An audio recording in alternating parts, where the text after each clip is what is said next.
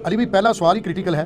قرآن حکیم میں ملکہ بلقیس سے متعلق ایک واقعہ آیا ہے جس کا تخت بڑا مشہور تھا، اور اسی تخت کو سیدنا سلیمان علیہ السلام نے اٹھوانے کا ارادہ کیا تو ایک ولی اللہ حضرت آصف بن برقیہ رحمہ اللہ نے آنکھ چپکنے سے پہلے اس وزنی تخت کو وہاں حاضر کر دیا۔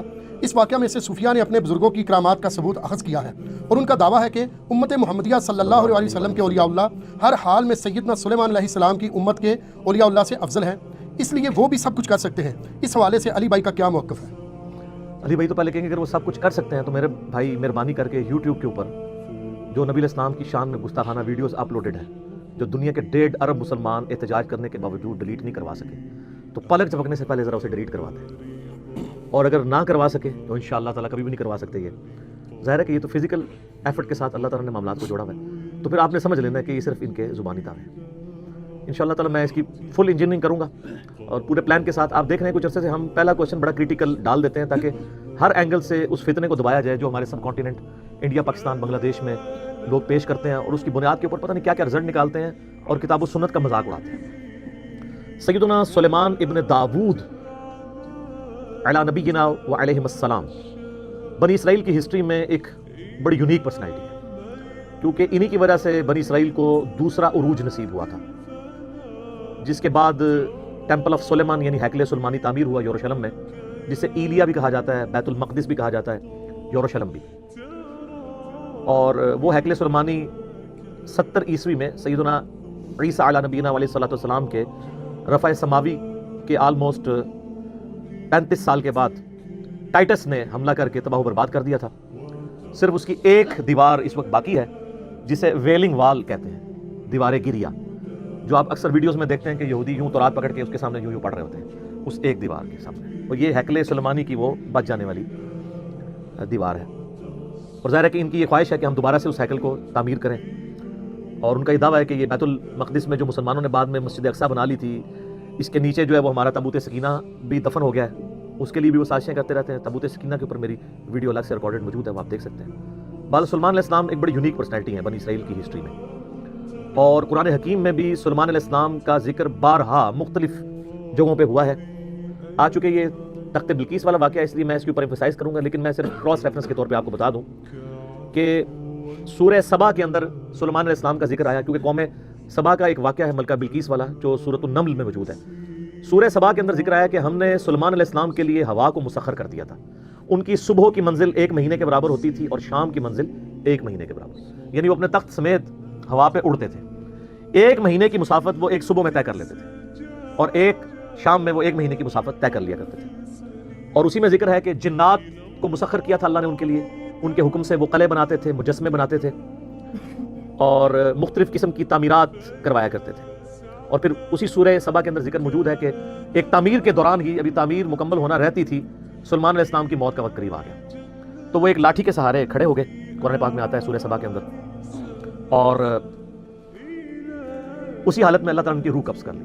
اب چونکہ وہ ایک بیلنس فارم میں لاٹھی کو سہارا لیے ہوئے بیٹھے تھے، کرسی پہ بیٹھے ہوئے ہوں گے یوں کر کے، تو ان کا جسم یوں ہی رہا، کافی عرصے تک وہ رہا، اور اتنا زیادہ عرصہ کہ قرآن پاک میں آتا ہے کہ دیمک جو کیڑا ہے اس نے اس لاٹھی کو چاٹا، تو ظاہر دیمک ایک دن میں تو نہیں چاٹتی، اور حتیٰ کہ وہ جب سارا چاٹ لیا تو وہ لاٹھی ٹوٹ گئی، تو حضرت سلیمان علیہ السلام کا جسم زمین پہ آ گیا۔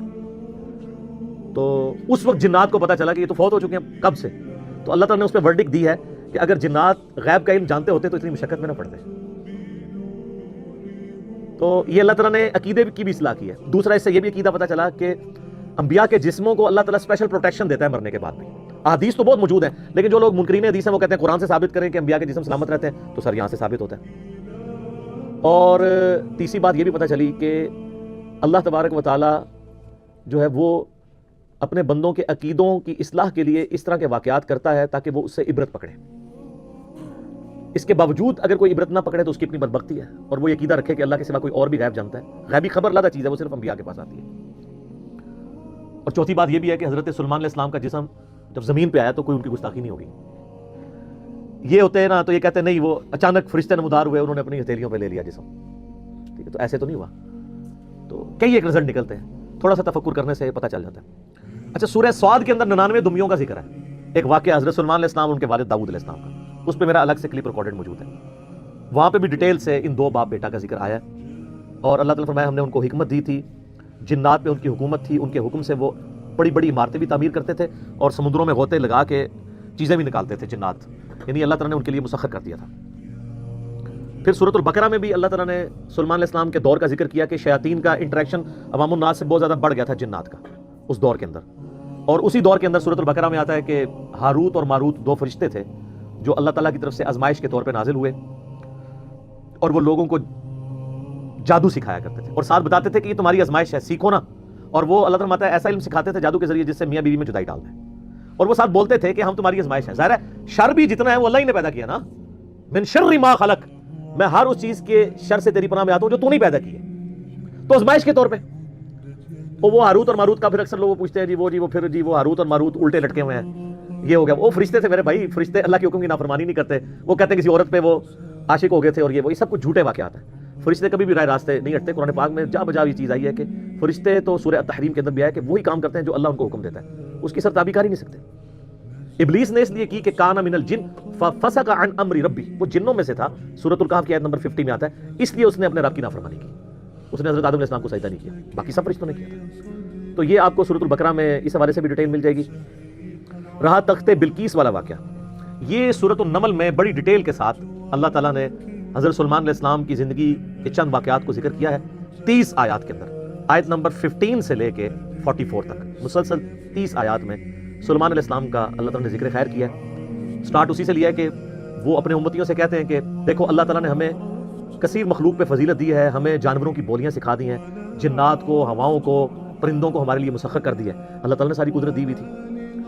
اور وہیں پر یہ بھی ذکر آتا ہے کہ ان کی فوج کے لشکروں میں تمام جن، انسان اور جاندار جتنے بھی ہیں ان میں سے ہر ایک کی ان کی علیحدہ فوج تھی، جس طرح آج کل آپ کہتے ہیں نا یعنی ایئر فورس، آرمی، نیوی، ان کے پاس نیوی کے لیے بھی جنات موجود تھے، ایئر فورس سارے پرندے ان کے حکم پہ مسخر تھے، ہوا ان کے حکم سے چلتی تھی، اور انسان بھی موجود تھے۔ اور پھر اسی میں ذکر آتا ہے جس کی وجہ سے سورت کا نام ہی سورہ النمل ہے، نمل عربی میں کہتے ہیں چیونٹی کو۔ وہ اپنے لشکر کے سمیت گزر رہے تھے تو چند چیونٹیاں تھیں، ان کی ملکہ ان کو کہتی ہے، قرآن نے اس کا قول نقل کیا ہے کہ سلیمان علیہ السلام اپنے لشکر سمیت آ رہے ہیں، کہیں ایسا نہ ہو بے خبری میں وہ ہمیں پاؤں کے نیچے کچل دیں۔ تو پھر وہ چیونٹی باقی چیونٹیوں کو کہتی ہے کہ تم لوگ اپنے بلوں میں چلی جاؤ، یعنی چیونٹیوں کا یہ عقیدہ تھا کہ حضرت سلیمان علیہ السلام اور ان کے جتنے صحابہ ہیں ان کو علم غیب کوئی نہیں ہے، کیونکہ تبھی تو کچل دیں گے نا، الا یہ کہ اللہ ان کو بتا دے۔ اچھا آپ بزرگوں کے علم غیب لے کے بیٹھے ہوئے، تو اس میں اللہ تعالیٰ نے سلیمان علیہ السلام کو اس چیونٹی کی بات سنوا دی، تو سلیمان علیہ السلام اس پر مسکرائے، اور مسکرا کے یہ نہیں کہا کہ مجھے علم غیب ہے، کہا کہ اللہ کا شکر ہے کہ اللہ تعالیٰ نے یعنی مجھے یہ کوالٹی دی ہے کہ اللہ تعالیٰ نے اس چیونٹی کی بات مجھے سنوا دی ہے۔ ہر جگہ آپ کو سلیمان علیہ السلام کا کریکٹر نظر آئے گا گاڈ اورینٹڈ۔ ویسے یہودیوں میں ایک گروہ ایسا بھی ہے جو سلیمان علیہ السلام سے سخت نفرت کرتا ہے، اور بڑے بڑے ان کے اوپر سکینڈل بھی بنائے ہوئے انہوں نے، کیونکہ سلیمان علیہ السلام بڑے کٹر قسم کے موحد تھے، تو توحید و عزم نہیں ہوتی نا۔ ہر جگہ آپ کو نظر آئے گا سلیمان علیہ السلام جب بھی کوئی کام ہوتا ہے نا، اپنے تو کسی کمال کا ذکر ہی نہیں کرتے، وہ کہتے ہیں اللہ نے مجھے آزمایا ہے، اللہ نے مجھے دیا ہے تاکہ میں اللہ کا شکر ادا کروں، اللہ مجھے جانچ رہا ہے کہ میں نے، وہ تو سینٹرڈ اراؤنڈ گاڈ، اور یہی ایک موحد کی نشانی ہوتی ہے۔ اور وقت کا پیغمبر تو امام الموحدین ہوتا ہے نا، تمام موحدین کا امام ہوتا ہے، تو وہ چیونٹی جو ہے نا اس کی گفتگو حضرت سلیمان علیہ السلام سن کے مسکراتے ہیں اور پھر اللہ تعالیٰ کا شکر ادا کرتے ہیں کہ مجھے اللہ نے یہ کوالٹی دی ہے۔ اس کے بعد پھر ذکر آتا ہے کہ اسی دعا میں وہ کہتے ہیں کہ اے اللہ مجھے بخش دے، مجھے اپنی رحمت سے اپنے نیک بندوں میں داخل فرما، اور یہ جو تو نے مجھے اس طرح کی نعمتیں دی ہیں تو مجھے اس قابل بنا کہ میں تیری نعمتوں کا شکر ادا کرتا رہوں۔ اور یہاں کہتے ہیں بزرگوں کا کمال ہے، فلاں کی نگاہ کرم، حالانکہ وہ کہہ سکتے تھے میرے ابا جی دیاں دعاواں نے، انہوں کا فیض ہے، میں انہوں کا ہی مرید ہوں نا، ابا وہ ہے بھی تھا، داؤد علیہ السلام پیغمبر تھے، سب کچھ گاڈ اورینٹڈ ہے۔ ایک پیغمبر کا باپ بھی پیغمبر ہے تو وہ اپنی کسی کوالٹی کو اپنے پیر کی طرف منسوب نہیں کر رہا، جو واقعی جینون پیر ہے اللہ کی طرف منسوب کر رہا۔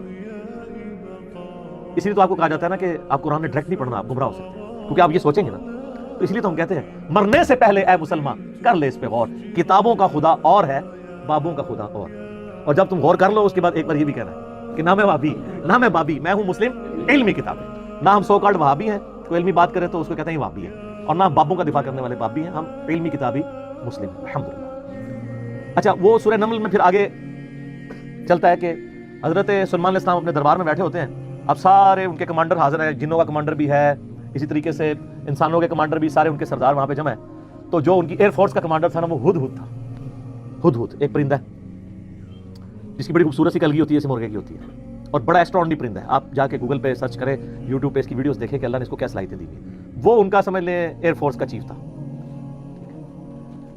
تو آپ نے فرمایا وہ کدھر غائب ہے, اور پھر ساتھ فرمایا کہ وہ اپنی غیر حاضری کی کوئی جسٹیفیکیشن مجھے پیش کرے, اور اگر اس نے کوئی ایسی جسٹیفیکیشن نہ پیش کی کہ وہ میرے دربار سے غائب کیوں ہے, تو میں اسے سزا دوں گا یا میں اسے ذبح کر دوں گا. بس یہ آپ ورڈک بولتے ہیں تو تھوڑی دیر بعد ہدہد آ جاتا ہے اور وہ اپنی جسٹیفیکیشن پیش کرتا ہے. اب ظاہر ہے وہ میں نے بتایا کہ سورہ نمل میں ہی آتا ہے کہ اللہ تعالیٰ نے جانوروں کی بولیاں سکھا دی تھی ان کو. تو حضرت سلمان علیہ السلام مجھ سے پوچھتے ہیں کہ بتاؤ سر پھر ہدہد دیکھیں کتنا پکا مواحد سی. وہ کہتا ہے کہ اے سلمان علیہ السلام میں آپ کے لیے ایک ایسی خبر لے کے آؤں جو آپ کے علم میں بھی نہیں ہے. بابی نہیں تھا ہدہد. ہاں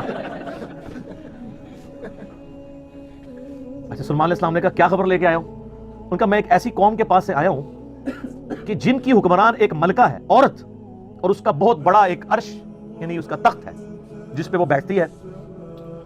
اب وہ آپ کو نا ویسے کھنڈرات بھی اس کے مل چکے ہیں, ایک پکچر میں ملی, انشاءاللہ ہم اس میں اٹیچ بھی کریں گے.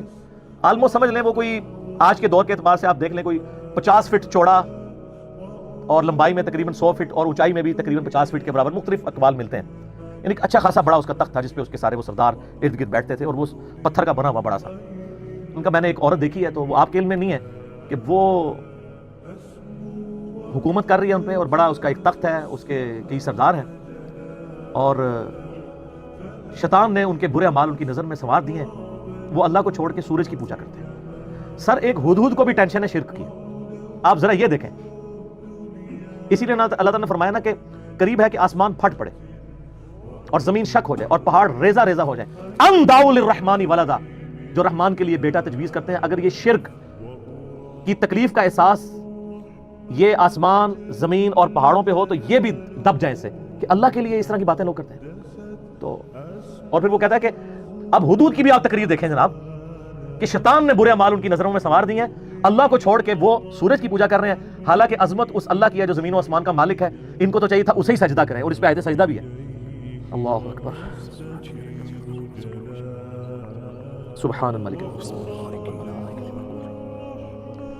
تو اب حضرت سلمان علیہ السلام چونکہ توحید کے امام ہیں, دنیا پہ اللہ تعالیٰ کے ریپرزینٹیٹیو ہیں, جب وہ یہ بات سنتے ہیں نا تو کہتے ہیں میں تیری اس بات کی تصدیق کروں گا کہ تو سچ کہہ رہا ہے یا جھوٹا بہانا تو نہیں کہیں کر رہا تو. ورنہ تو حضرت سلمان علیہ السلام کہتے ہیں کہ ہاں مجھے تو پہلے علم غیب اللہ تعالیٰ نے دیا ہوا ہے, میں تو اتنی دوروں میں دیکھ سکتا ہوں, وہ تو اللہ دکھائے گا تو دیکھیں گے. حضرت سلمان علیہ السلام نے ایک خط لکھا اور اس ہدہد کو کہا. اچھا یہ کوئی سٹوری نہیں ہے جو آپ کے علماء بیان کر رہے ہوتے ہیں, یہ ورڈ بائی ورڈ سورہ النمل آیت نمبر جو ہے وہ 15 سے لے کے 44 تک 30 آیات ہے. جو چیز ان آیات سے ہٹ کے آئے گی میں اس کو مینشن بھی کر دوں گا. تو وہ خط لکھ کے دیتے ہیں کہ یہ خط لے جاؤ اور جا کے ملکہ جو ادھر کیا ہے, ملکہ بلقیس جو ہے یہ اسرائیلی روایتوں میں آتا ہے, قرآن میں صرف ایک عورت کا ذکر ہے کہ جو حکومت کرتی تھی. اور خط اس کو دے کے پھر دیکھنا اس کا کیا جواب دیتے ہیں. ہدہد جناب لے کے خط پہنچا ہے اور جا کے اب ہدہد ایک خط لے کے آ رہا ہو اور ملکہ کے وہ جا کے بیڈ روم میں سیدھا جا کے لینڈ کرتا ہے. کوئی سیکورٹی گارڈ کوئی کچھ نہیں روک سکتا, وہ کھڑکی سے آ کے اس میں لینڈ کر کے سامنے لا کے اس کے خط پھینکتا ہے. تو حضرت سلمان علیہ السلام کا خط وہ کھولتی ہے تو وہ اس خط میں تو 2 ٹوک جملے لکھے ہوتے ہیں, انہ من سلیمان و انہ بسم اللہ الرحمن الرحیم, اور تم سر تسلیم خم کر کے فوراً میرے پاس حاضر ہو جاؤ. بس یہ 2 لائنوں کا ایک جملہ ہوتا ہے. جب وہ اپنے سرداروں سے مشورہ کرتی ہے تو وہ کہتی ہے میرے پاس ایک معزز خط آیا ہے, اور یہ معزز خط سلیمان کی جانب سے ہے. انہ من سلیمان, سورہ النمل آیت نمبر 30, یہ واحد مقام ہے جہاں سورت کے اندر بسم اللہ شریف آئی ہے. ایک عزت والا خط آیا ہے. عزت والا وہ اس لیے کہتی ہے وہ اس کو پتا چل گیا کہ غیر معمولی بندہ ہے کہ ہدہد جس کا خط لے کے آ رہا ہے میرے پاس. تو ظاہر ہے یہ کوالٹی تو اس کے پاس نہیں تھی کہ یہ کوئی کتنا بڑا بادشاہ ہے کہ جس کو اللہ نے یہ حکومت دی ہے کہ جانوروں پہ بھی اس کی حکومت ہے. تو وہ کہتی ہے کہ ایک معزز خط میرے پاس آیا ہے جو سلیمان کی جانب سے ہے اور وہ اللہ کے نام سے شروع ہو رہا ہے. اس سے یہ سنت ٹھہری کہ جب آپ کوئی خط لکھیں کسی کو تو بسم اللہ سے اس کا آغاز کریں, اور اس میں یہ ہے کہ سر تسلیم خم کرو اور میرے پاس حاضر ہو جاؤ. تو وہ اپنے سرداروں سے کہتی ہے کہ میں تمہیں پتا ہے کہ میں کوئی کام اس وقت تک نہیں کرتی جب تک کہ میں مشورہ نہ کر لوں. ہر معاملے میں تم سے میں مشورہ کرتی ہوں. قوم سبا کی وہ ملکہ تھی, تو مجھے بتاؤ تم مجھے کیا مشورہ. تو سردار تو آپ کو پتا ہے جو ان کی تو ایک خاص جنگجو نیچر ہوتی ہے. انہوں نے کہا ہم تو بڑے طاقتور ہیں, بڑے زور آور ہیں, ہم ہر طرح کے بادشاہ کا مقابلہ کر سکتے ہیں, آپ ہمیں حکم دیں دیکھی جائے گی. لیکن وہ تو سمجھدار ہوتی ہے نا, جس میں مجھے بھی آگے لوگ پھونک چڑھا رہے ہوتے ہیں, لیکن جو بندہ ڈرائیونگ سیٹ پہ بیٹھا ہوتا ہے اس کو پتا ہوتا ہے کہ کام کو کس حکمت سے لے کے چلنا ہے. تو وہ ملکہ کہتی ہے کہ اس کو تو اندازہ ہو گیا کہ یہ کوئی عام بندہ نہیں ہے, ان کی ساری پھوپا نکال دے گا وہ. تو وہ کہتے ہیں کہ وہ ملکہ آگے کہتی ہے, اس کے الفاظ اللہ تعالیٰ نے نقل کیے, وہ کہتی ہے کہ یاد رکھنا بادشاہ جب کسی ملک میں داخل ہوتے ہیں نا تو وہاں کے شرفاء کو ذلیل کر دیتے ہیں. تو یعنی یہ جو ہمارے پاس ملک ہے یہ بھی ہمارا چھین جائے گا, ہم میں یہ طاقت نہیں کہ ہم اس شخص کا مقابلہ کر سکیں. یہاں پہ بھی آپ دیکھ لیں انگریزوں نے یہ کیا نا, جب انگریز یہاں حکومت میں ہے نا, سب سے زیادہ ذلیل انہوں نے کیا ہے خاندان مغلیہ کو, اس لیے کہ وہ یہاں پہ رولرز تھے. تو انہوں نے کہا پہلے تو جناب ان کو اتنا ذلیل کرو نا, کیونکہ ان کے اندر جراثیم موجود ہیں حکومت کرنے کے, ان کو تو ذلیل و خوار کرو. تو وہ ملکہ کی بات یونیورسل ٹروتھ اللہ نے نقل کیا کہ جب بادشاہ داخل ہوتے ہیں تو وہاں کے شرفاء پھر سب سے پہلے وہ ذلیل ہوتے ہیں. تو وہ کہتی ہے کہ اس میں جلدی نہیں ہمیں کرنی چاہیے, میں سلیمان کو نا کچھ گفٹ بھیجتی ہوں اور میں دیکھتی ہوں کہ اس کے رسپانس میں وہ کیا کرتا ہے, تو پتہ چل جائے گا کہ وہ واقعی ایک دنیا دار بادشاہ ہے یا اللہ کا ریپریزنٹیٹو ہے. یہ اس نے چیک پوائنٹ رکھا کہ اگر دنیاوی بادشاہ ہوا تو دنیاوی بادشاہ پرانے زمانوں میں دوسرے ملکوں پہ کیوں حملہ کرتے تھے, تاکہ اس سے ان کی دولت ہتھیائیں. تو اگر ہم جزیہ دینے پہ آمادہ ہو جائیں اور سالانہ ہم ایک رقم مقرر کر لیں گے اتنا آپ کو ٹیکس یا جزیہ دیا کریں گے, تو وہ ٹل جائے گا. تو وہ بڑے زیادہ تحائف دے کے نا ایلچی روانہ کرتی ہے سلیمان علیہ السلام کے پاس. اور وہاں پہ سلیمان علیہ السلام کے پاس جب وہ ایلچی پہنچتے ہیں تو سلیمان علیہ السلام تو اسٹریٹ فارورڈ ان کو جواب دیتے ہیں کہ مجھے جو کچھ اللہ نے دیا ہے, تمہاری یہ دنیا کی عقید دولت اس کے مقابلے میں کچھ نہیں ہے, مجھے تو اللہ نے کیا حکومت دی ہوئی ہے. ٹھیک ہے, تو بلکہ سورہ نمل میں اللہ تعالیٰ نے ان کی دعا بھی نقل کی ہے. سلیمان علیہ السلام کہتے ہیں اللہ مجھے ایسی حکومت دینا جو میرے بعد پھر کسی کو نہ ملے. اور انسانی تاریخ میں سلیمان علیہ السلام سے بڑا بادشاہ نہ ان سے پہلے کو گزرا ہے نہ بعد میں, جس کو اس لیول کی اللہ تعالیٰ نے حکومت دی ہو. تو وہاں پہ جب ایلچی پہنچتے ہیں تو وہ ان کو اسٹریٹ فارورڈ جواب دیتے ہیں اور ان کو واپس کر دیتے ہیں کہ جاؤ اور اپنی ملکہ کو بتا دینا کہ اب ہم وہ لشکر لے کے آئیں گے جس کی تاب تمہارے لشکر نہیں رکھ سکتے, انتظار کرو ہمارا. تو وہاں سے چلے جاتے ہیں, وہ تو چلے جاتے ہیں, اور سلیمان علیہ السلام کو پتا ہوتا ہے کہ وہ مطیع ہو کے ہی آئے گی, کیونکہ وہ سمجھ گئے ہوتے ہیں کہ اس نے یہ جو ڈیسیژن کیا ہے وہ کیوں کیا. اب یہ فاصلہ آلموسٹ 2000 کلومیٹر کا ہے. قوم سبا آباد تھی یمن میں, اور حضرت سلیمان علیہ السلام یروشلم میں بیٹھے ہوئے تھے, بیت المقدس ایلیا شام کے اندر. آلموسٹ 2000 کلومیٹر کا یہ فاصلہ ہے. تو آپ سمجھ لیں یہ فاصلہ طے کرنے کے لیے بھی 40 سے 50 دن پیدل چاہیے. تو سلیمان علیہ السلام جب ان کو واپس کرتے ہیں, وہاں پہ جب واپس خط پہنچتا ہے تو ظاہر ملکہ تو پہلے ہی اس کو سمجھ آ گئی ہوتی ہے کہ کوئی عام بندہ نہیں ہے. تو ملکہ یہ ڈیسائیڈ کرتی ہے کہ میں خود سلیمان کے پاس جاؤں گی, کیونکہ اس خط میں پہلے میں کیا لکھا تھا کہ مطیع ہو کے میرے پاس حاضر ہو. سر یہ بادشاہ کا آپ لیول دیکھیں کہ دوسرا بادشاہ جنگ بھی نہیں کرنی پڑ رہی, سیدھا وہ خود حاضر ہو رہا ہے. خیر اس بات کو کچھ عرصہ گزر جاتا ہے. جب اس کا لشکر آنے کے 3-4 دن یا کچھ دن باقی رہ جاتے ہیں نا, تو سلیمان علیہ السلام اپنی مجلس میں بیٹھے ہوتے ہیں. تو سلیمان علیہ السلام اپنے درباریوں سے کہتے ہیں کہ وہ جو بلقیس ہے وہ مطیع ہو کے میرے پاس آنے والی ہے. ان کو پتہ ہے, فیڈ بیک مل جاتی ہے, اللہ تعالیٰ نے وحی کے ذریعے آگاہ کر دیا. تو پھر وہ ایک گفتگو کرتے ہیں وہاں پہ, جہاں پہ وہ تخت بلقیس کا ذکر ہے. اور آصف بن برقیہ کا نام قرآن میں نہیں ہے, یہ اسرائیلی روایتوں میں. وہ سورۃ النمل کی آیت نمبر ہے 30. اعوذ باللہ من الشیطان الرجیم, بسم اللہ الرحمن الرحیم. بلکہ آیت نمبر 30 میں تو وہ یہ آگی 38 نمبر سے آنورڈ. 30 تو پہلے گزر چکی نا, انہ من سلیمان و انہ بسم اللہ الرحمن الرحیم. یہ آیت نمبر ہے 38. قال یا ایھا الملأ ایکم یاتینی بعرشھا قبل ان یاتونی مسلمین. حضرت سلیمان علیہ السلام کہتے ہیں اے میرے سردارو, جو میرے ساتھ اٹیچ لوگ ہو, تم میں سے کون ہے کہ جو مجھے اس ملکہ کا تخت لا کر دے اس سے پہلے کہ وہ سر تسلیم خم کرتی ہوئی میرے پاس حاضر ہو جائے؟ کون ہے کہ جو ایسا کرے؟ قال عفریت من الجن. تو ایک بڑا دیو ہیکل جن کہتا ہے انا آتیک بہ قبل ان تقوم من مقامک, کہ میں آپ کی اس محفل برخاست ہونے سے پہلے 3-4 گھنٹے کی جو بھی آپ کی مجلس ہوتی ہے, مجلس ختم ہونے سے پہلے میں وہ تخت آپ کو یہاں پہ لا دوں گا. انبلیویبل چیز ہے, 2000 کلومیٹر سے اتنا بڑا تخت پتھر کا وزنی 3-4 گھنٹے کیا, وہ تو آج بھی آپ اگر جہاز میں بھی لائیں تو 3-4 گھنٹے میں نہیں پہنچ سکتا, اس کو تو لفٹ کرنے میں پرابلم ہو جائے گی. وَإِنِّي عَلَيْهِ لَقَوِيٌّ أَمِينٌ, اور میں اس کے اوپر امانت دار بھی ہوں, میں پوری رسپانسبلٹی سے یہ کام کروں گا, اور میں طاقت بھی مجھے اللہ نے دی ہے. جنات کو اللہ نے بہت طاقت دی ہوئی ہے. تو حضرت سلیمان علیہ السلام یعنی ایگری نہیں کرتے اس مسئلے میں. تو پھر ایک اور شخص, قال الذی عنده علم من الکتاب, وہاں ایک شخص بیٹھا ہوتا ہے جس کے پاس کتاب میں سے علم ہوتا ہے. وہ کہتا ہے انا آتیک بہ قبل ان یرتد الیک طرفک, میں اس تخت کو آپ کے سامنے حاضر کر دوں گا آپ کی آنکھ جھپکنے سے پہلے, فریکشنز آف سیکنڈ میں لے آؤں گا. ہمارے لیے تو وہی ہضم کرنا مشکل ہے, تو یہ تو خیر بہت بڑی چیز ہے. تو یہ اس نے دعویٰ کیا, بس یہ دعویٰ کرنے کی دیر تھی اور وہ لے بھی آیا تخت. فلما رآہ مستقرا عندہ, تو حضرت سلیمان علیہ السلام نے جب وہ تخت وہاں پر آیا ہوا دیکھا, قال ھذا من فضل ربی. انہوں نے کیا حضور کڈے پہنچے بزرگوں, کیا بات ہے, کیا صاحب کرامت ہو, نہیں omit کر دیا. ان کا یہ میرے رب کا فضل ہے. ھذا من فضل ربی. آپ لکھتے ہیں نگاہ مرشد سے، ماں باپ کی دعا سے، اور پیغمبر کیا کہتا ہے؟ ھذا من فضل ربی، یہ تو میرے رب کا فضل ہے۔ کیوں ہے فضل؟ لیبلونی اشکر ام اکفر، تاکہ وہ مجھے آزمائے کہ میں اس کا شکر گزار بنتا ہوں یا نہ شکرا۔ یہ سر توحید ہے۔ ومن شکر فانما یشکر لنفسہ، اور جو کوئی اللہ کا شکر کرے گا تو وہ بھی اپنے نفس کی خاطر ہی کر رہا ہوگا، اللہ کو کوئی پرواہ نہیں۔ ومن کفر، اور جو کوئی اللہ کی ناشکری کرے، فان ربی غنی کریم، تو میرا رب تو غنی ہے، کریم ہے، اسے کسی کی پرواہ ہی نہیں ہے۔ ھذا من فضل ربی۔ اچھا، اس کے بعد پھر آتا ہے کہ وہ ملکہ جب آئی، حضرت سلیمان علیہ السلام نے کہا کہ نا اس تخت کی حیت بدل دو، ڈیزائننگ اس کی تھوڑی سی چینج کر دو، جو اس کے اوپر کوئی پھول بوٹے لگے ہوئے تھے، تھوڑا سا اسے ٹیمپر کرو، اور میں دیکھوں گا کہ وہ پہچانتی ہے اپنے تخت کو نہیں کہ نہیں پہچانتی۔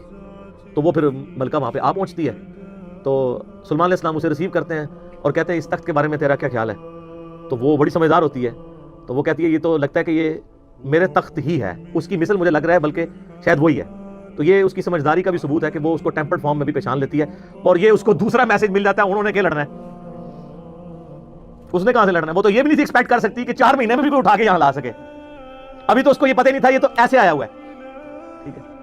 تو پھر سلیمان علیہ السلام اسے اپنے جو ٹیمپل ہے نا اس کی بھی تھوڑی جھلک کرواتے ہیں۔ آگے ایک محل میں جب لے کے آتے ہیں کمرے میں، تو اس میں ایسے شیشے جڑے ہوئے ہوتے ہیں کہ وہ گویا دیکھنے میں تالاب محسوس ہو رہا ہوتا ہے۔ تو جب اس پہ پاؤں رکھنے لگتی ہے، وہ سمجھتی ہے شاید پانی والا تالاب ہے، تو وہ اپنے جو تہمد ہے یا جو بھی اس نے کپڑے پہنے ہوتے ہیں وہ تھوڑی سی اٹھا لیتی ہے، اس کی پنڈلیاں بھی ننگی ہو جاتی ہیں، وہ سمجھتی ہے پانی ہے، تو پانی نہیں ہوتا، تو وہ امپریس ہوتی ہے، اور پھر وہ وہاں پہ کہتی ہے کہ میں سلیمان کے ساتھ اپنے رب کے سامنے سر تسلیم خم کرتی ہوں، جو میں شرک کرتی رہی میں اللہ کی طرف رجوع لاتی ہوں، اور وہ اسلام قبول کرتی ہے۔ باقی اسرائیلی روایتوں میں پھر ملتا ہے کہ سلیمان علیہ السلام کا نکاح اس کے ساتھ ہوتا ہے، قرآن نے اس چیز کو ایڈریس نہیں کیا، قرآن تو بس کنکلوڈ اس پہ کرتا ہے کہ وہ مسلمان ہو جاتی ہے، نہ وہ بریلوی ہوتی ہے، نہ دیوبندی ہوتی ہے، نہ اہل حدیث ہوتی ہے، نہ شیعہ ہوتی ہے، بلکہ مسلمان ہو جاتی ہے۔ اور آپ یہ الفاظ دیکھیں جناب، مسلمان مسلمان ہی ہے ہر طرف۔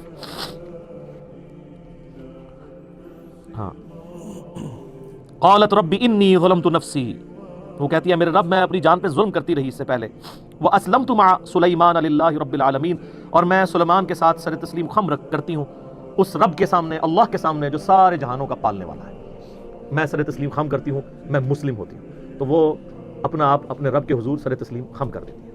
تو یہ واقعہ یہاں پہ مکمل ہوا۔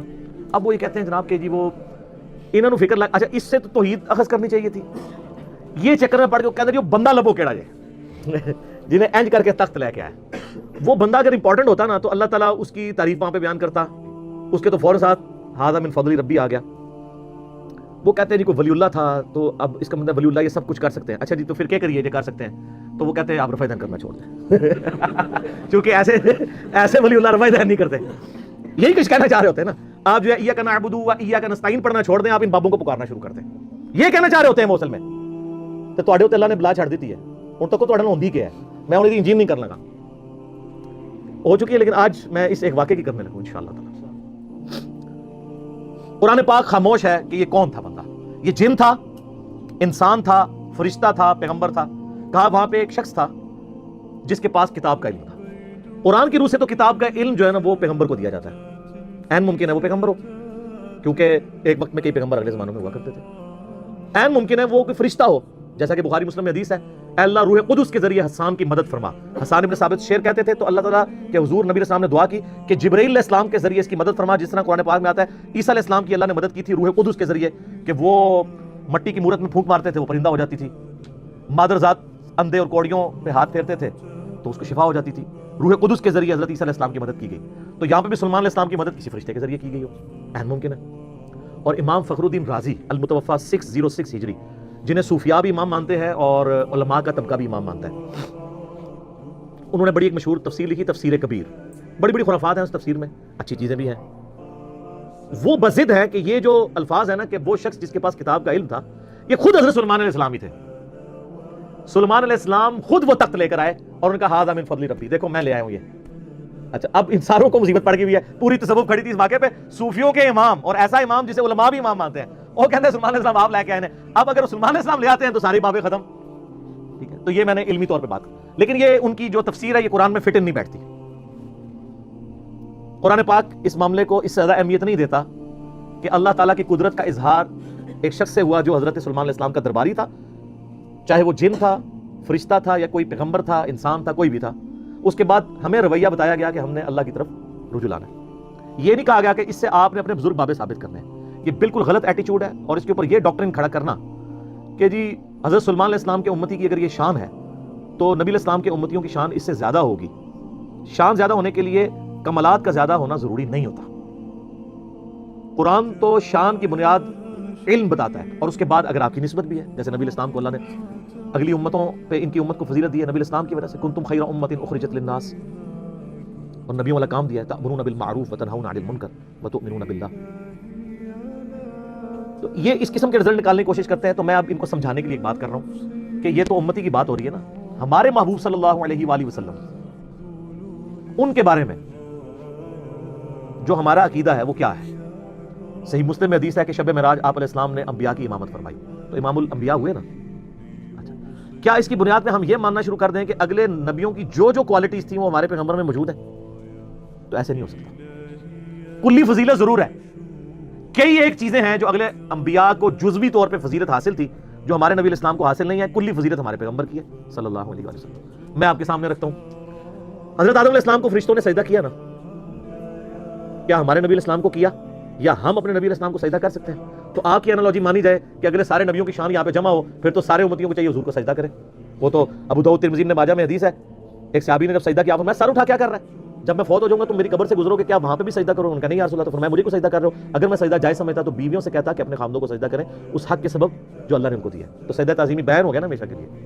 اچھا, بخاری اور مسلم دونوں میں آتا ہے کہ قیامت والے دن سب لوگ ننگے اٹھائے جائیں گے اور سب سے پہلے اللہ تعالیٰ ابراہیم علیہ السلام کو لباس پہنائے گا. تو یہاں پہ ابراہیم علیہ السلام کی جزوی فضیلت ہے. بخاری مسلم دونوں میں حدیث ہے کہ قیامت والے دن جب اللہ تعالیٰ مجھے اٹھائے گا تو میں دیکھوں گا کہ موسیٰ علیہ السلام مجھ سے پہلے ہی اللہ کے عرش کا پایا تھامے ہوئے کھڑے ہیں. مجھے نہیں پتا کہ ان پہ قیامت کی بے ہوشی طاری نہیں ہوئی یا مجھ سے پہلے اللہ نے ان کو زندہ کر دیا, اس بے ہوشی کے سبب جو دنیا میں اللہ کی تجلی کی وجہ سے ہوئی تھی. یہاں پہ موسیٰ علیہ السلام کو جزوی فضیلت حاصل ہے. عیسیٰ علیہ السلام بغیر باپ کے پیدا ہوئے نا, یہ تو سب سے بڑی پکی اور اینٹی وینم اور علمی الزامی جواب ہے. تو یہ ان کی فضیلت ہے نا, یہ فضیلت آپ ہمارے نبی علیہ السلام کے لیے ثابت کر سکتے ہیں؟ باقی تو سب کچھ کھینچتے رہو گے, کچھ کر لو گے, ایسا کیا کرو گے؟ اور اس سے بڑی بات, ہمارے نبی علیہ السلام کو موت آ چکی, اللہ کی جنتوں میں زندہ ہے. عیسیٰ علیہ السلام آج تک نہیں مرے, ان کو موت نہیں آئی. وہ تو رفع سماوی ہوا نا, وہ اپنی سیکنڈ ڈسینڈنگ کے اندر اللہ تعالیٰ وہ یہاں پہ اس امت میں آئیں گے اور زندگی گزار کے فوت ہوں گے. تو حضرت عیسیٰ علیہ السلام تو ابھی تک زندہ ہے. تو اب یہ فضیلت نبی علیہ السلام کو آپ دیں گے؟ تو یہ کوئی طریقہ نہیں ہوتا اینالوجیز بنانے کا. اگر نبی علیہ السلام کے ساتھ اینالوجیز نہیں بنا سکتے تو باقی تو پھر چھاڑ ہی دو نا. ان کے امتیوں کی بنیاد بنانا تو بڑی دور کی بات ہے. جو چیز ثابت ہوگی وہ ہم مانیں گے. سلیمان علیہ السلام کا وہ امتی تھا یا کوئی فرشتہ تھا یا جن تھا یا صحابی تھا, وہ کام کر دیا, وہ تو ہمارے پاس ثابت ہو گیا. آپ اپنے بابوں کے بارے میں جو جھوٹے کلیم کر رہے ہیں نا, وہ آپ کو ثابت کرنے کے لیے لانا پڑے گا. اور آج کل تو بڑا آسان دور ہے, کہتے ہیں دنیا والی اللہ سے خالی نہیں ہے. ایک ولی بھی نہیں پہ لبدا تو جس کو ہم B B C, C N N, Al Jazeera, Geo, ARY, Dunya T V کے سامنے لے کے آئیں اور ساری دنیا کو بابوں کا پجاری بنا لیں, جو آپ بنوانا چاہتے ہیں بابی بنا لیں تو لے آئیں. ہم اس کے سامنے وہ یہ اس میں سے کوئی کام کر کے بتائیں. کہتے ہیں نا جناب حضور سب کچھ کر لیتے ہیں اور ان کے پاس بڑی بڑی کوالٹیز ہوتی ہیں. مجھے بتائیں دنیا کا کوئی بزرگ جو ہے آپ کے سامنے ہوا میں اڑے, ویسے تو انشاءاللہ نہیں اڑے گا میڈیا کی برکت سے, پرانے بھی کوئی نہیں اڑے, ابھی گپا ہی نہیں. اگر وہ ہوا میں اڑے اور وہ آپ کو کہے کہ جی یہ اڑنا اس بات کی دلیل ہے کہ 2 + 2 5 ہوتے ہیں, آپ مان لیں گے؟ کیوں؟ کیونکہ آپ کو یہ بات پتا ہے کہ 2 + 2 4 ہوتے ہیں. اس کا یہ کرتب مجھے اس بات پہ نہیں ابھار سکتا کہ میں 2 + 2 کو 5 کو. تو سر ان کے کرتب ہمیں اس بات پہ ابھار سکتے ہیں کہ ہم قرآن و سنت کو چھوڑ کے ان کے پیچھے لگ جائیں. تو تف ہے ایسے بندے کے اوپر جو 2 + 2 4 والی حیثیت بھی قرآن و سنت کو نہ دے. اسی لیے تو ہم کہتے ہیں نا, مرنے سے پہلے اے مسلمان کر لے اس پہ غور, کتابوں کا خدا اور ہے, بابوں کا خدا اور. یہ کتابی بات ہے.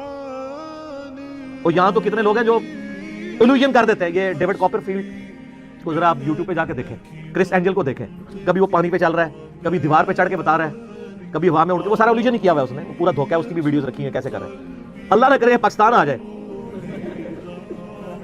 تو سارے مولویاں اور پیران کی دکانیں بند, سارے دربار اجڑ جائیں گے. آپ دیکھ لیں وہ جو کچھ کر کے بتا رہا ہے. کیوں؟ لوگ کہیں گے آپ کے بابوں کی تو کتابوں میں لکھی ہوئی ہیں, جعلی کتابیں باتیں ہیں, یہ تو ہم سامنے دیکھ رہے ہیں. تسی آؤ کر کے دسو نا جناب. میں نے ان کو بہت بڑی بات کی. یہ تو کہتے ہیں نا کہ ہمارے بزرگ جو ہے دلوں کا حال جان لیتے ہیں. میں نے ان کو کہا کہ یہ تو بہت دور کی بات. میں اپنا مشین ڈیزائن کا فارمولہ یا میکینکس اور مٹیریلز کا فارمولہ لکھ کے دیتا ہوں, کوئی بزرگ مجھے وہ لکھا ہوا دیکھ کے پڑھ کے بتا دے. اچھا یہ بھی مانتے ہیں نہیں پڑھ سکتا, اس میں اتنے زیادہ کوئی لیٹن کے الفابیٹ ہے, کچھ گریک کے الفابیٹس ہیں, جس نے وہ سیکھا نہیں ہوا وہ تو اس کو بتا ہی نہیں سکتا. ابھی تو میں یہ کہہ نہیں رہا کہ وہ بتائے کہ یہ فارمولا کس چیز کا, یہ تو بالکل نہیں بتا سکتا, صرف پڑھ کے بتا دے. تو وہ کیسے کوئی اس طریقے سے معاملات کر سکتا ہے؟ سب کچھ جھوٹ کے اوپر چل رہا ہے. باقی اگر آپ نے منوانا ہے تو اے کوڑا اے میدان ہو, میں ان کو بار بار کہہ رہا ہوں, آپ کی بزرگی ہم نے چاٹنی ہے, بلکہ میں اپنے بارے میں کہتا ہوں, اگر میں بزرگ ہوں اور میرے پاس یہ کوالٹیز ہے تو مجھے مر جانا چاہیے. اور جس طرح ایک بابا جی کہتے ہیں نا, اوے امت مر جائے حضور دے خاکے پہ بن دے جائے. امت کے سر بعد مرے, پہلے تو وہ مرے نا جنہیں بارے تھوڑا عقیدہ ہے کہ وہ دنیا کا نظام چلا رہے ہیں, وہ کیوں نہ پہلے مرے جس کے پاس اختیار بھی ہے کہ وہ یوٹیوب سے وہ ویڈیوز میں گستاخانہ ڈیلیٹ کرا سکے. تو آپ کو یہ کہنا چاہیے سب سے پہلے ہمارے وہ بزرگ مر جائیں کہ بزرگی وہ کلیم کیے ہوئے ہیں, اور یوٹیوب پہ نبی علیہ السلام کی گستاخانہ ویڈیوز اپلوڈڈ ہیں, ہم نہیں ڈیلیٹ کروا سکتے. میں اپنے اوپر کہتا ہوں مجھ پہ لعنت ہو کہ اگر میرے پاس یہ اختیار اور میں ویڈیوز میں ڈیلیٹ کروا سکوں. اور آگے اس کو آپ خود اپلائی کر دیں جس کے اوپر کروانا ہے.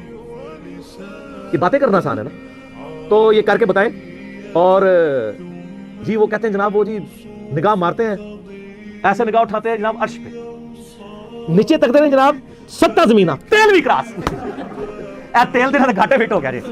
تیل کسی بزرگ نے دریافت کیتا یار, یعنی کتنے انرجی کرائسس ہیں پاکستان کے اوپر. دنیا میں بھی جو پہلا تیل کا کنواں ہے اس کو بمشکل 200 سال ہوئے ہوں گے. پنسلوینیا میں امریکن اسٹیٹ میں سر ایڈون نے دریافت کیا. داڑھی تھی ان کی پوری مٹھی تھی لیکن مسلمان نہیں تھے. کسی بزرگ نے تیل دریافت کیا. تو یہ کیا زمین کے اندر 7 زمینوں کے نیچے جا کے دیکھتے رہے, تیل نظر ہی نہیں آیا انہوں نے. کہانی جھوٹ. وہ ہمارے پاس ایک ہمارے محلے دار ہے نا, وہ کہتے ہیں جناب وہ میں نے تو آئے دن داتا صاحب آ کے منو ملتے ہیں. میں کے ساتھ جب ہونا نا تو پڑھنا لا حول ولا قوت الا باللہ. اگر غائب ہو گئے تو شیطان ہے, اگر وہ جمے رہے تو بزرگ نے. کہتا نہیں تو استغفار گستاخی ہے. کیوں گستاخی ہے؟ بخاری مسلم کی حدیث ہے کہ جنت کے خزانوں میں سے خزانہ اللہ نے مجھے دیا, لا حول ولا قوت الا باللہ. میں نے کہا آپ میرے سامنے لا حول ولا قوت الا باللہ پڑھو, میں غائب نہیں ہوں گا. اعوذ باللہ من الشیطان الرجیم پڑھو, میں غائب نہیں ہوں گا.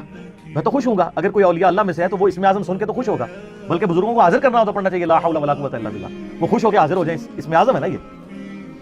تو چونکہ لا حول ولا قوت الا باللہ پڑھتے نہیں ہیں, وہ شیطان اندر غائب بھی نہیں ہوتا. کدے وہ کہتے ہیں خضر ہے, کدے کچھ کہتے ہیں, کدے کچھ کہتے ہیں, بالکل جھوٹ بولتے ہیں. اور پھر وہ لیم ایکسکیوز کیا دیتے ہیں, کہتے ہیں دیکھیں جی یہ موبائل انگریزوں نے بنایا ہے, اتنی دور سے سن لیتا ہے, تو اللہ کا ولی نہیں سن سکتا. دیکھیں ادھر جاؤ سر اسی تو ہم دیں آگے, بزرگوں کو تو چھوڑ دیں. ایک عام انسان جانوروں سے تو افضل ہے. تو ان بزرگوں کے جتنے مریدین ہیں, یعنی آپ لوگ جو ہم سے آگے جھگڑتے ہیں, آپ جانوروں سے افضل ہے نا. تو چڑیا تو اڑ لیتی ہے, آپ میں سے کون ہے جو اڑ سکے؟ بزرگ بھی نہیں اڑ سکتے اللہ کے فضل سے, تسی بھی نہیں اڑ سکتے. تو یہ کمپیریزن کروانا بالکل غلط ہے, کیونکہ اللہ تعالیٰ نے اس کو وہ کوالٹیز دی ہیں جو انسانوں کو نہیں دی, اور انسانوں کو ایسی کوالٹیز دی ہیں جو ان کو نہیں دی ہیں. تو جو اللہ نے جو کوالٹی دی اس فریم آف ریفرنس سے باہر نہیں نکل سکتا. اگر کہتا ہے اڑ سکتا ہے کوئی ان میں سے, تو قرآن میں یہ والا واقعہ تو آیا تخت بلقیس والا, آپ کو ہم کیسے چیک کریں؟ آ جاؤ سارے منارے پاکستان. لیکن ہمیں تو یقین ہے, جس طرح ہمیں یقین ہے 2 × 2 4 ہوتے ہیں, آپ کی شہادت کا بھی ہمیں یقین ہے. ہم پیراشوٹ گوروں کا بنایا ہوا آپ کو باندھ دیں گے, گوروں کا بنایا ہوا. یہ میں اس لیے کہہ رہا ہوں تاکہ پتہ چلے کہ ان بزرگوں کی کنٹریبیوشن کیا ہے, جو کہتے ہیں ہمارے پاس اتنے علوم ہیں, اور منارے پاکستان سے ان کو نیچے دھکا نہیں دیں گے. خود ہی بسم اللہ پڑھ کے, یا جو بھی, یا شیخ عبد القادر جنانی, یا وہ جو کہتے ہیں فلانے پیر صاحب اتھوں ٹرے تھے, اتھوں ٹری تھے, اتھوں پکڑ لیا, بلا لو سارے بابے نو, چھال مارو, تو پورا پاکستان آپ کے پیچھے چلے گا اور مان لے گا. اور جب آپ زمین کے قریب پہنچنے لگے نا, تو آپ نے ایک دفعہ تو اپنے عقیدوں سے توبہ کرنی ہے, اور شعر پڑھنے کا تو ٹائم نہیں ہونا, آپ شہید ہی ہو جائیں گے. فوراً بٹن دبا کے پہلے لینڈ کرنا ہے. لینڈ کرنے ہی کہنا ہے کہ بالکل انجینئر صاحب صحیح کہہ دینے کہ مرنے سے پہلے اے مسلمان کر لے اس پہ غور, کتابوں کا خدا اور ہے, بابوں کا خدا اور پھر ساتھ کہنا جی بس آج تو بعد نہ میں وابی نہ میں بابی, میں ہوں مسلم علمی کتابی. ہونا چاہیے نا ایسے. یہ تجربہ کر کے دیکھ لیں. اور سر یہ جہاز انگریزوں کا بنایا ہوا بوئنگ 747 یا ایئر بس A380 جہاز کاکپٹ میں ان کو بٹھا دینا, یہ جہاز اڑا نہیں سکتے. نگاہ مار کے اڑنا تو بڑی دور کی بات ہے. جو جہاز اڑ رہا ہو نا, اڑتے جہاز سے اگر پائلٹ پیچھے ہٹ جائے اور ان بزرگوں کو لا کے بٹھا دیں, جس کو عقیدہ ہے نا, تو وہ اپنی ایک فلائٹ بک کروا لے, سارے پاکستان کے بزرگوں تو جان چھڑاؤ. وہ جا کے کتنے لینڈ کرے گا جہاز؟ اگلی دنیا میں. اس دنیا میں لینڈ کرنا تھا. یہ سب کے سب جھوٹی باتیں انہوں نے مشہور کی ہوئی ہیں. تو یہ انہوں نے اگر ثابت کرنی ہے تو کر کے بتائیں. اس طرح نہیں جی تسی نہیں مندے اسی مننے ہاں. وہ بات مانتے ہیں جو ہوئی ہے قرآن و سنت کے اندر موجود ہے. کہتے ہیں ہمارے بزرگوں کی باتیں قرآن و سنت میں تو نہیں ہوں گی, تو ہم کب کہنے قرآن و سنت سے نکالیں؟ ہم کہہ رہے کر کے دسو. دیکھو نا, اگر حضرت سلمان علیہ السلام کے درباری نے تو کر کے بتا دیا نا, اس نے تو نہیں کہا کہ میرے ابا جی کرتے ہوں سن, انہوں نے کر کے دسیا, تسی کر کے دسو تو ہم مان لیں گے. تو بالکل یہ فیل ہو چکے ہیں, ان کے پاس کوئی بھی چیز موجود نہیں رہی. اور میں نے کئی بار بیان کیا کہ آپ لوگ بیمار ہوتے ہیں, آپ کو درباروں پہ لے جاتے ہیں, جب بزرگ بیمار ہوتے ہیں ان کو شفا انٹرنیشنل میں اور آغا خان میں لے جاتے ہیں. کتنے بزرگ ہیں پاکستان لیول کے, میں نام نہیں لیتا, پیشاب بند ہوا ہے تو ان کو آغا خان میں لے گئے. کیوں؟ वहां ले जाए ना वो उसी दरबार के ऊपर जहां आप कहते हैं समुद्र रोका हुआ है। सर कोई इंसान अपना पेशाब नहीं रोक सकता, समुद्र का तो साइज ही नहीं आप लोगों को पता कितना है। और फिर माजरत के साथ जिन लोगों के बारे में आपका कीदा था समुद्र रोका हुआ है, एक के बारे में आपका कीदा था वो इंडिया के बम पकड़ते थे पुल पे आके, हिंदू आज तक मजाक उड़ाते हैं आपका। अच्छा, उन सारों के मज़ारात के ऊपर आके ठोक के चले गए हैं दहशतगर्द, हम इस चीज को कंडेम करते हैं। उसके बाद आप तहफ़्फ़ुज़ औलिया कॉन्फ्रेंसेस भी करते रहे, यहाँ हमारे जेल में भी हुई है, मुझे मैसेज किए थी तहफ़्फ़ुज़ औलिया कॉन्फ्रेंस, मैं कहा सुभान अल्लाह, अभी तक तो आप कहते थे औलिया अल्लाह हमारी हिफाजत करते हैं, अब आप भी औलिया का तहफ़्फ़ुज़ करना शुरू हो गए। और वो कहते हैं प्रेस क्लब के सामने एहतजाज होगा। मैं कहा ना, ये सारे बड़े बड़े मज़ारों के बाहर एहतजाज होना चाहिए कि सर कितने बुढ़े हो गए हो, उन क्वालिटीज खत्म हो गई ने, ये कहानियां ही समझे। जो बंदा कब्र से निकल के रावी के पुल पे आ रहा है तो जो उधर ठोक के जा रहा है उसको क्यों नहीं पकड़ रहा? सोचने वाली बात है ना। जो समुंदर रोक सक रहा है, उसी मजार के ऊपर कितने लोग आके दहशतगर्द के हमले के अंदर, दहशतगर्दों के हमले में मारे जाते हैं, क्यों नहीं रोक सक रहा? अच्छा, अब बाल लोग पता कहते हैं, वो कहते हैं जी वो जी खाना काबे में भी क्रेन गिर गई थी ना, फौरन उसे पहुंच दे रहे, क्योंकि उनको पता है अल्लाह इन्होंने बाबे साढ़े ने तो सारा सी ऑन कर रहे हैं। सर अल्लाह ने कहीं दावा नहीं किया कि आप बिस्मिल्लाह पढ़ के सॉकेट में 2 उंगलियां डाल दें तो आप बच जाएंगे। अल्लाह ने दुनिया बकदर एफर्ट रखी है। अल्लाह ने तो हुसैन अलैहिस्सलाम को ज़बह होते भी देखा है। अल्लाह ने खाना काबे की 2 दफा तौहीन होते भी देखी है, यजीद के हाथों भी, हज्जाज इब्न यूसुफ के हाथों भी। अबरा का लश्कर एक ही दफा हलाक किया था। बुखारी मुस्लिम में हदीस है, कुर्बे क़यामत में एक पतली टांगों वाला हबशी काबे की ईंट से ईंट बजा देगा। तो नबी अलैहि खुद बता रहे हैं दुनिया बकदर एफर्ट अल्लाह ने रखी है। लेकिन आपका बुजुर्गों के बारे में दावा है कि दुनिया का निजाम चला रहे हैं और ये सब कुछ करते हैं। अल्लाह ने कहीं नहीं कहा, अल्लाह ने तो आपकी ड्यूटी लगाई हुई है कि आपने बकदर एफर्ट करना है। इसलिए अल्लाह ताला वाला हमें कोई धौंस न डाले इस मामले में। अल्लाह ने दुनिया को असबाब के साथ जोड़ा है, वरना तो होता है कि बिस्मिल्लाह पढ़ो प्यास बुझ जाएगी, पानी से ही बुझेगी। असबाब से जुड़ा हुआ है अल्लाह ताला। तो ये बड़ी मिसाल देना बिल्कुल इनकी गलत है। मैं साथ साथ ये जो वसवसे डालते हैं ना लोगों के ज़हनों में, मैं वो साथ क्लियर करता हूँ। अभी अगले दिनों मेरा एक वीडियो क्लिप चढ़ा है, वसीले के नाम पर धोखा। वसीले के नाम के ऊपर इस्तानत और मुश्किल कुशाई साबित करते हैं, 2 अलग चीज़ें। कई एक चीज़ें उसमें मैंने बताई हैं, वो आप देख लें, आज माल नहीं कि मैं उसकी तरफ जाऊँ। तो ये बुजुर्गों के बारे में कहते हैं कि रूहानी ऑपरेशन करते हैं, पूरी बाईपास कर देते हैं। मैंने कहा बाईपास तो बहुत बड़ी चीज़ है, उधर तो ग्राइंडर चलता है। एक 9 मौलूद बच्चे का कोई खतरा बुजुर्ग करके बता दे, खतरा तो नजर आ जाना ना हुआ सामने, खतरा नहीं होता। वो जो बाईपास कर सकता है वो खतरा नहीं कर सकता। खतरा नजर आ जाना, बाईपास क्या पता है अंदर हुआ या नहीं हुआ, और वहां नहीं है ना। सब शैतानी बातें। अगर कोई है तो खतरा करके बताए, निगाह मार के करके बताए। खून भी नहीं निकलना चाहिए, क्योंकि जो तुम बाईपास करते हो खून नहीं निकलता, रूहानी बाईपास कर रहे होते हैं। सब कहानी है। आखिर में मैं तो वैसे इस पे घंटों बोल सकता हूँ, मेरा फेवरेट टॉपिक है। मैं अपनी गुफ्तगू को कंक्लूड करता हूँ उस हदीस पे जो सही मुस्लिम के अंदर है, दज्जाल के कॉन्टेक्स्ट में। नबी इस्लाम फरमाते हैं कि कुर्बे क़यामत में जब दज्जाल आएगा ना, उसके माथे पे काफिर लिखा होगा, लेकिन वो काफिर डायरेक्ट नहीं लिखा होगा, काफ अलिफ फा रा। तो हो सकता है वो कोई उससे कुछ और ही बना ले, काफ से कशफ बना ले, अलिफ से उसको अल्लाह कह दें, ठीक है जी, फा से कुछ और बना ले, इस तरह कोई बना सकते हैं। बल वो अब ज़ाहिर है कि उसको अल्लाह ने गैर मामूली सलाहियतें दी होंगी। सही मुस्लिम में पूरी डिटेल आती है। आसमान से बारिश बरसा देगा, ज़मीन से सब्ज़ा उगा देगा, और एक मोमिन फिर उसे चैलेंज करेगा सामने आके। वो कहेगा तू दज्जाल है। वो कहेगा मैं इतना कुछ कर रहा हूँ तो मुझे रब क्यों नहीं मानते? वो कहता है, वो कहेगा इसलिए कि मुझे मेरे नबी की हदीस पहुंची है कि तू दज्जाल है। करतब से मुतासर होने वाला तो ये बंदा नहीं होगा, कुरान और हदीस वाला होगा ना, किताबी होगा ना। बाबी होता तो सीधा उन्हें सजदा कर देता। तो वो कहेगा मैं तुझे कत्ल कर दूंगा। वो कत्ल करेगा पब्लिकली, उसके 2 टुकड़े करके उन टुकड़ों के दरमियान चलेगा, और फिर उसे टुकड़ों को जोड़ के फिर जिंदा करेगा, और कहेगा अब तो मुझे खुदा मान, मैंने तुझे मार के जिंदा किया। वो कहेगा तेरे इस अमल ने मेरे अकीदे में इजाफा किया है कि तू वाकई दज्जाल है, क्योंकि नबी अलैहि सलाम ने फरमाया था एक मोमिन को कत्ल करके वो दोबारा जिंदा करेगा और दोबारा उसको कत्ल करने पर कादिर नहीं होगा, तू दज्जाल है। हाय हाय। हुजूर अलैहि सलाम फरमाते हैं वो उस वक्त का सबसे बेहतरीन मुमिन होगा, सबसे बेहतरीन शहीद होगा। लेकिन वो कौन सा होगा? किताबों का मानने वाला, बाबों का मानने वाला नहीं। सर इसलिए हम रो रो के कहते हैं कि मरने से पहले ए मुसलमान कर ले इस पे गौर, किताबों का खुदा और है, बाबों का खुदा और एक बार झूम के आपने मेरे साथ नारा लगाना है, क्या? ना मैं वाबी ना मैं बाबी, मैं हूं मुस्लिम, इल्मी किताब।